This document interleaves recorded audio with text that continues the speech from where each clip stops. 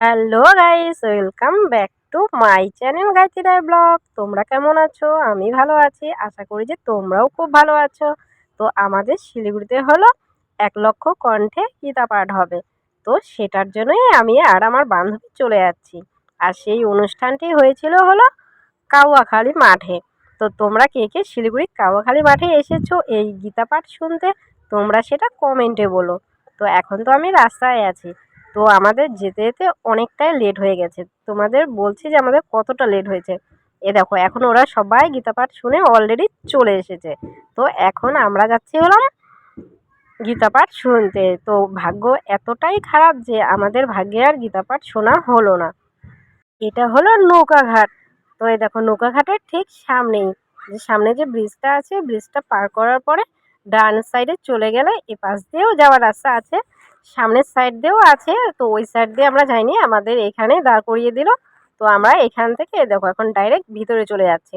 আর এই মাঠটা কিন্তু অনেকটাই বড়। দেখো, বলতে বলতে চলে আসলাম 1 লক্ষ কণ্ঠে গীতা পাঠ দেখার জন্য, কিন্তু এটা আমাদের ভাগ্যে আর হলো না। এই দেখো, শুধু জাস্ট শেষে আমরা এতটাই পরে এসেছি যে ওই সময় খুব একটা লোকজনও ছিল না। আর দেখো, মঞ্চটা তোমাদের খুব সামনে থেকে দেখাচ্ছি। যেহেতু আমি তো আগে আসতে পারিনি, তো তার জন্য নাহলে যদি আগে আসতাম তাহলে হয়তো এতটা সামনে থেকে দেখাতে পারতাম না, কারণ এই সময় তো প্রচুর ভিড় হতো এই জায়গাটা। তো যাই হোক, তো শেষে আসা তো গেল এই জায়গাটা।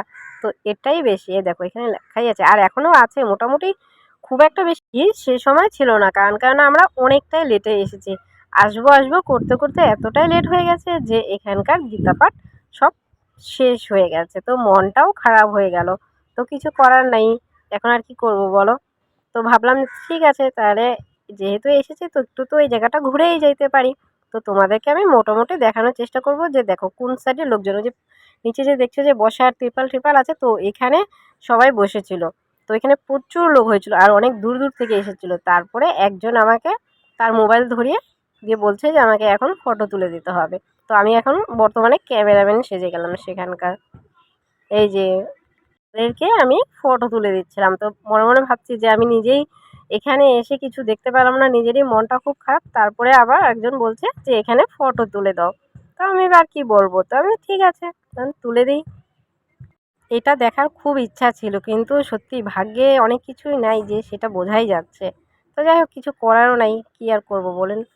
দিন থেকে ভাবছিলাম যে এই জিনিসটা যাব যাব, কিন্তু অবশেষে আমার দেখাই আর হলো না। মানে এতটাই লেট হয়ে গেল। লেট আমি করিনি অবশ্য, যদিও বা আমার বান্ধবী করছিল। তো তার জন্য ওয়েট করতে করতে এতটা লেট হয়ে গেছে। তারপরে দেখো, তোমাদেরকে বসার জায়গাগুলো দেখাচ্ছি।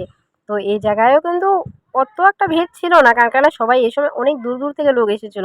দেখলাম যে বাসে কুচবিহার, আলিপুর, মানে অনেক দূর দূর থেকে লোক এসেছিল। তো তারা এখানে ছিল। এই মাঠে অনেক অনুষ্ঠান হয়, যখনই কোনো অনুষ্ঠান হয় তখন এই মাঠে আসে।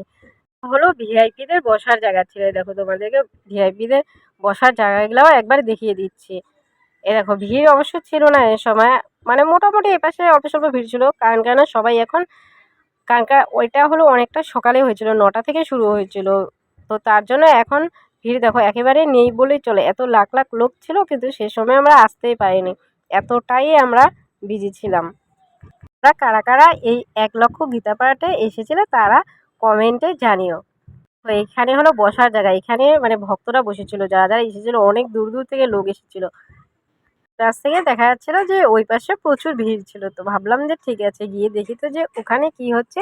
তো এখানে কিছু কিছু ভক্ত ছিল যারা অনেক দূর থেকে এসেছিল, তাদেরই তো যেতে একটু সময় লাগবে।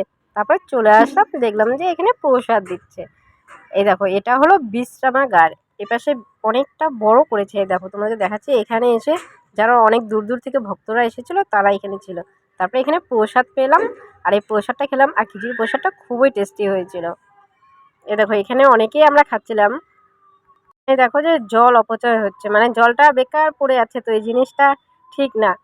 তো অনেকে আছে যে যারা খাচ্ছে খাচ্ছে কিন্তু কলটা কোনোভাবে বন্ধ করছে না। তো এই জিনিসটা দেখেও খারাপ লাগে। তো তোমরা যে কোথাও মানে জলটা এইসব দেখো যাতে বন্ধ করে দেওয়ার চেষ্টা করো, যাতে জলটা অপচয় না হয়। হয়তো বা অনেকে আছে যে পরে সেটা পায় না। আর দেখো, এপাশে তোমাদেরকে দেখাচ্ছি যে এপাশেও এক জায়গায় প্রসাদ দিচ্ছে। তো এপাশে প্রসাদটা হলো মানে খিচুড়ি প্রসাদ দিচ্ছে এক সাইডে, আর এক সাইডে হলো রুটি আর চাটনি দিচ্ছিল। তো এপাশেও দেখো অনেকটা ভিড় ছিল। এ দেখো রুটির মেশিন, আর কি সুন্দরভাবে বানাচ্ছে, আর কি সুন্দর বড় বড় হয়েও দেখো ফুলে আসছে। আর দেখতেও খুব ভালো লাগছিল। তো এখানেও আমরা অনেকটা সময় দাঁড়িয়েছিলাম যে দেখার জন্য যে কি সুন্দর লাগছে দেখতে। তোমরা কারা কারা এখানে এসেছিলে কাওয়াখালী মাঠে গীতা পাঠ শুনতে তোমরা প্লিজ কমেন্টে জানিও।